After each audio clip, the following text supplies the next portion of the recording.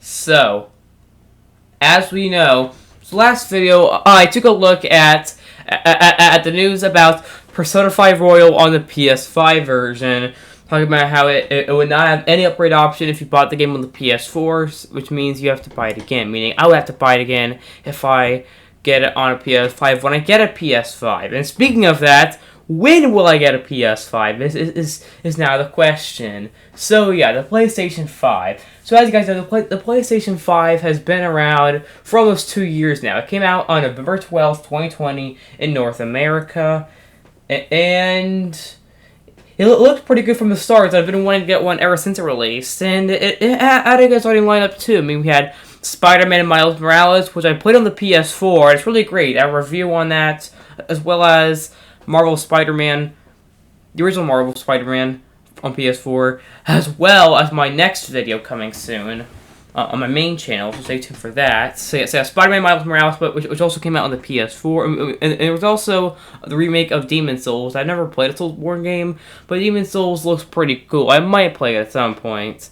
And then we also had Sackboy Big Adventure. I haven't played it, but it looks pretty good. It's also on PS4. And we also had Astro's Playroom, but that's a tech demo that's like built into the PS5. It's basically the Wii Sports of the console, or the Nintendo Land of the console.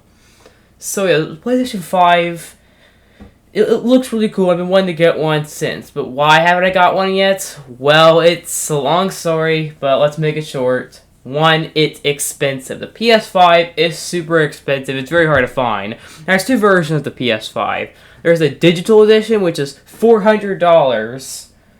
And it's everything the PS5 has, but no disc drive. But I'm not going to get that version because I like having my games on disc. Even though I'm going to get PlayStation Plus Premium at some point, I still want my disc drive for when a game is not on there or something.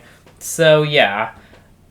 And then there's the regular PS5, which has the disc drive, and it's $500. Yeah, $500. How could I afford that? I do not have that kind of money.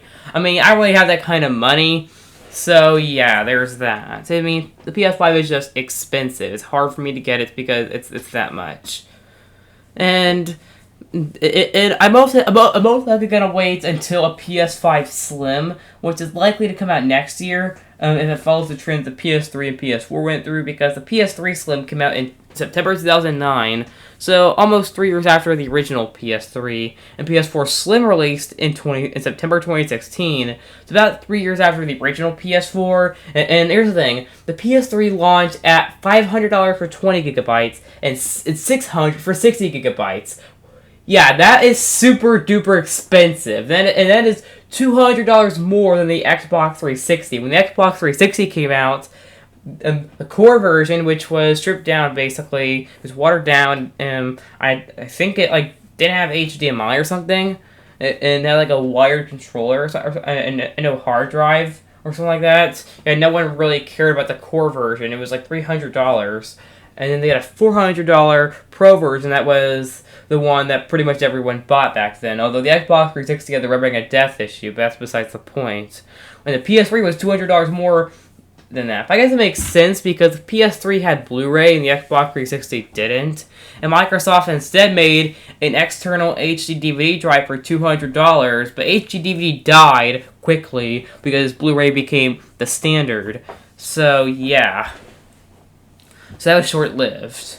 But halfway through most console generations, the price will drop heavily with Xbox and PlayStation. When the slim versions, the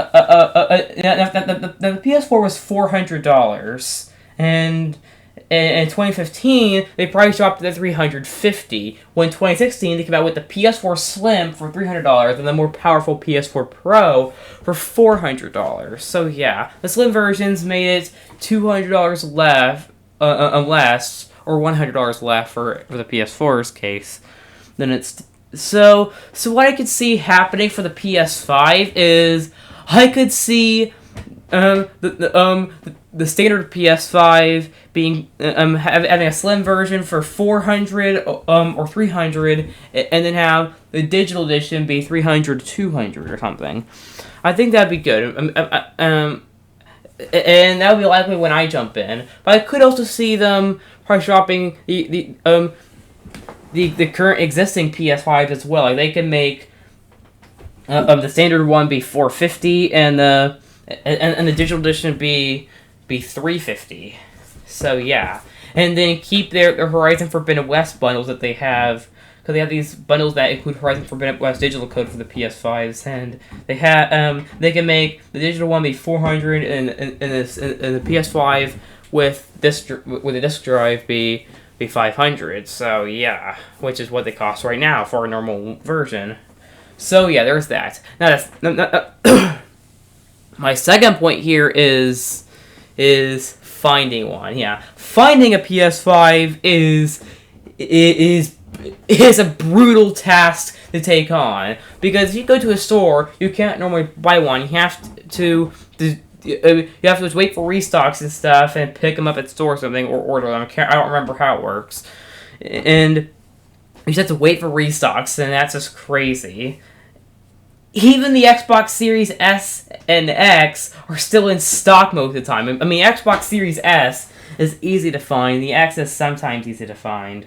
But PS5 is still nowhere to be found due to its high demand and supply and chip shortage. So, yeah. And it's just really hard to find.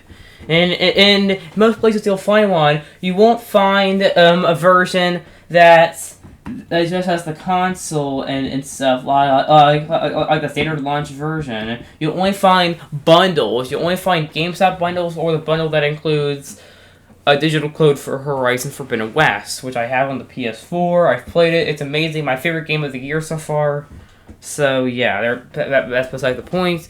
So, the big question is, when will I get one? Well, at this point, I'm leaning towards getting one in 2023. Unless a miracle happens and I get rich, then I'll most likely get one towards the end of this year. But otherwise, I'm going to wait until at least probably mid-2023. I mean, 2023 is when all the big games I'm waiting on are coming, like Final Fantasy 16, Marvel Spider-Man 2, Final Fantasy 7 Rebirth, what else? Oh, yeah, Ratchet & Clank Rift Apart. Well, that came out last year, but I've been wanting to play that. So, yeah. The PS5 will just have more if I wait. Yeah, and that's the thing. I mean, there's not a lot of PS5 only games right now, and we most likely won't see much of them until 2023. So yeah. So to include this, when will I get a PS5? Most likely 2023 at the earliest, and if not, then 2024. Alright, that's it for this video. See you guys next time. Agent S out.